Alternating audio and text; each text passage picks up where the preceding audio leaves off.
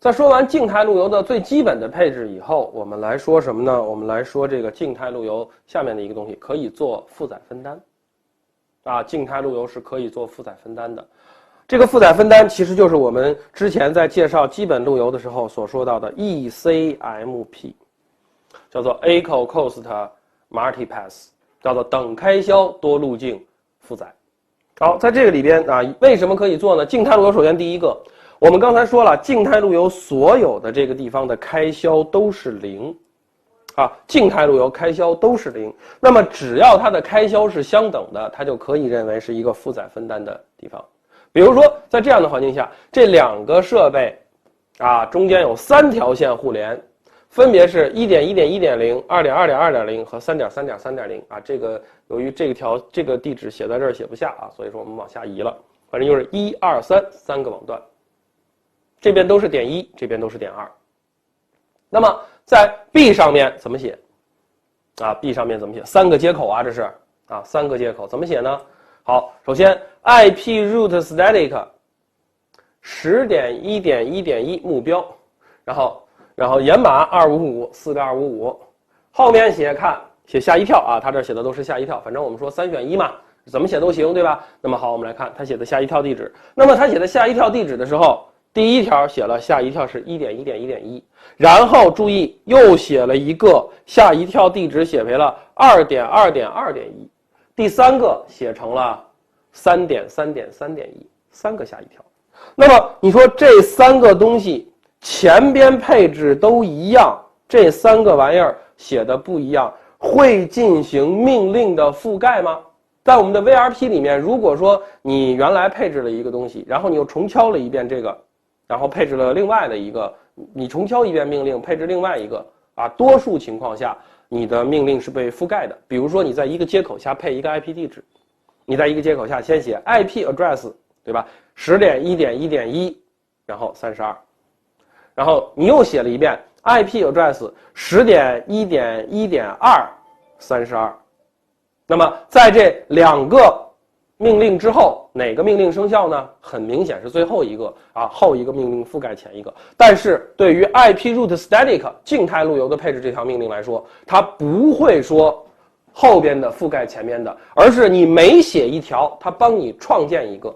因为这个 1.1.1.1 还是 2.2.2.1 这个地方它是什么呢？它是路由表里边的一部分。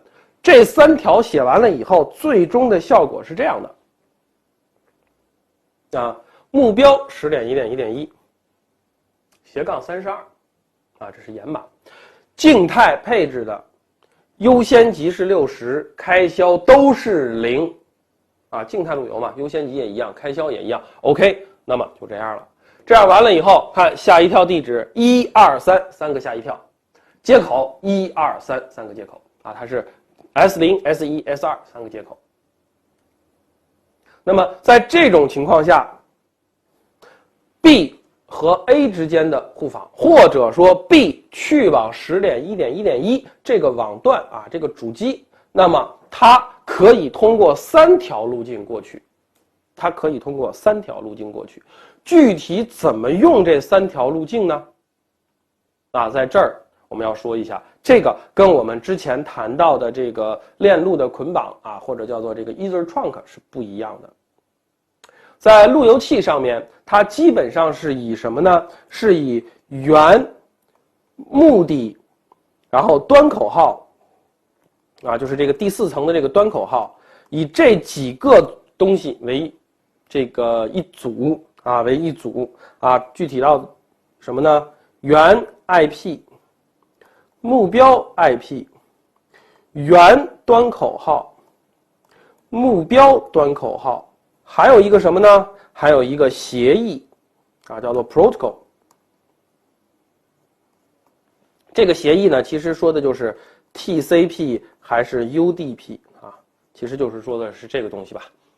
然后注意看，原 IP、目标 IP、原端口、目标端口协议比如说是 TCP 从 1.1.1.1 到 2.2.2.2 端口原端口原端口2000，目标端口80。那么这5个值都相同的，它叫做一个流。我们说定义一个流通常是5元组。我们定义一个流，这是一个数据流。那么每一个数据流走一条线是现在我们的设备上的一个做法，它是以流来完成的。早先的这个设备，它的做法是什么呢？早先的设备，它的做法是以数据报文，比如说从 A 点到 B 点或者说我们这里面是从 B 点到 A 点。从 B 点到 A 点里边我们有什么呢？我们有10个报文我们要访问它一共有10个报文。